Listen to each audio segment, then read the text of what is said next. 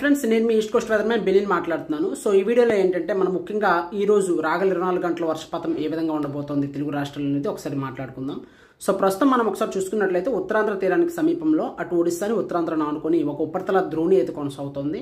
So ఈ ఉపరితల ద్రోణి అనేది మనకి రాగల 24 గంటలు ఒక ఉపరితల ఆవర్తనంగా ఆపై 48 గంటల్లో ఒక అల్పపీడనంగా మారే అవకాశం ఉంది సెప్టెంబర్ 11 లేదా 12వ తారీఖు కల్లా.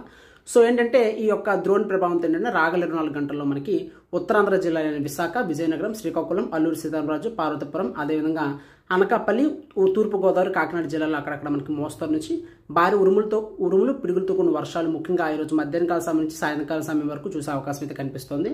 దక్షిణ కోస్తాంధ్ర, రాయలసీమ, అదేవిధంగా మధ్యాంధ్ర జిల్లాలతో పాటుగా తెలంగాణలోని చాలా జిల్లాల్లో మనకి అక్కడక్కడ మాత్రమే వర్షాలు ఉండే అవకాశం ఉంది. చాలా ప్రాంతాల్లో పొడి వాతావరణమే రాగల 24 గంటలు కొనసాగే అవకాశం ఉంది. కానీ రేపటి నుంచి మనకి వర్షాలు అనేవి చాలా ప్రాంతాల్లో పుంజుకునే అవకాశం ఉంది. సో రేపటి నుంచి నేను డైలీ వీడియోస్ అయితే అందరికీ అప్డేట్ చేయడం జరుగుతుంది. So that's all for now అండి. మరొక వీడియోతో మళ్ళీ రేపు కలుసుకుందాం. Signing off east Coast weatherman. Thank you for watching.